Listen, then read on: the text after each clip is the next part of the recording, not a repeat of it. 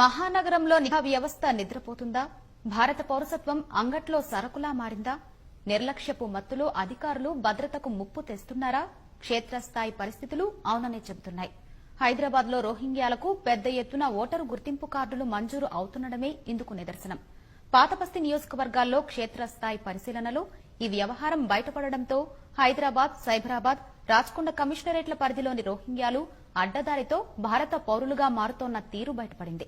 Voter కార్డులే కాక దేశంలో విశిష్ట గుర్తింపు కార్డుగా చెప్పుకునే ఆధార్, కీలకమైన పాస్పోర్ట్లు సైతం జారీ అవుతున్నాయని స్పష్టమైంది.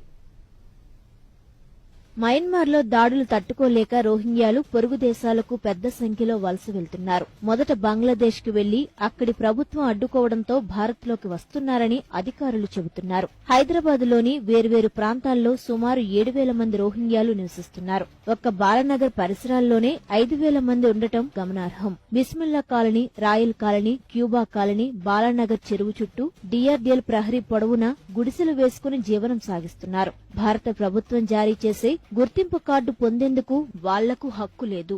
ఐక్యరాజ్య సమితి ఇచ్చిన శరణార్థుల గుర్తింపుతో కేవలం జీవనం సాగించవచ్చు.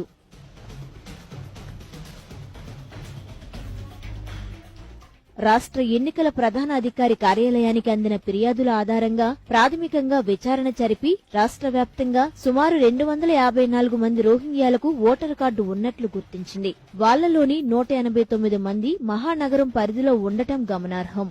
ఓటరు కార్డులు పొందిన రోహింగ్యాల జాబితా ఆధారంగా మహేశ్వరం, రాజేంద్రనగర్, చార్మినార్ నియోజకవర్గాల్లో ఈ వ్యవహారం నడుస్తోంది. ఓటరు గుర్తింపు కార్డుదారులను ఇంటి నెంబర్ల ఆధారంగా పరిశీలించగా వాళ్లకి ఓటరు కార్డుతో పాటు ఆధార్ కార్డులు, పాస్పోర్టులు కూడా ఉన్నట్లు తేలింది. ఎలా వచ్చాయని ఆరా తీస్తే నగరంలో ఓటరు కార్డు జారీ జీహెచ్ఎంసీ పరిధిలో ఉంటుంది. ఉదాహరణకు దక్షిణ మండలంలోని సర్కిళ్ల కార్యాలయాలన్నీ చార్మినార్ పక్కనున్న సర్దార్ మహల్లో ఉంటాయి. అక్కడి కార్యాలయం బయట కూర్చునే కొందరు దళారులు, పలు మీసేవా కేంద్రాల సిబ్బంది, బిఎల్ఓలు రోహింగ్యాలకు సహకరిస్తున్నారు. నకిలీ పత్రాలు సృష్టించి మొదట ఓటరు గుర్తింపు కార్డు ఇవ్వడం, వాటిని చూపించి ఆధార్ కార్డు మంజూరయ్యేలా చూడటం పనిగా పెట్టుకున్నారు. ఒక్కో ఓటరు కార్డుకు, ఆధార్ కార్డుకు 1,000 రూపాయల వరకు వసూలు చేస్తున్నారు. రోహింగ్యాలు ఆ 2 కార్డులను చూపించి పాస్పోర్టును పొందుతుండగా అవేమీ లేకుండా పాస్పోర్టు తీసుకుంటున్న వారు ఉన్నారని తెలుస్తోంది.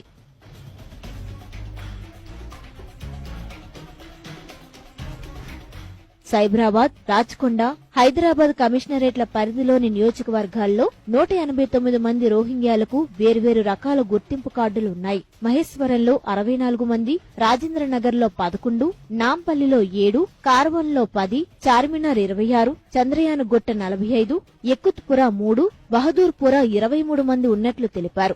అందులో ఓటరు గుర్తింపు కార్డులు 147 మంది, ఆధార్ కార్డు 64 మంది, పాస్పోర్టులను 24 మంది పొందారు. ఇందులో కొందరికి 3 రకాల గుర్తింపు కార్డులుండగా మరికొందరు 1-2 కూడా పొందారు.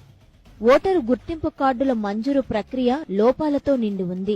ఒప్పంద సిబ్బందిని బూత్ స్థాయి అధికారులుగా నియమించడంతోనే వ్యవస్థ పక్కదారి పట్టింది. కానీ ఆధార్ కార్డు, పాస్పోర్టుల మంజూరు సమయంలోనూ సరైన విచారణ లేకపోవడం ఆందోళనకరమని పాతబస్తీకి చెందిన కొందరు నేతలంటున్నారు. ఈ వ్యవహారంపై జీహెచ్ఎంసీకి అనేకసార్లు ఫిర్యాదులిచ్చామని ఉన్నతాధికారులు మేల్కొని ఇప్పటికైనా వ్యవస్థను గాడిలో పెట్టాలని కోరారు.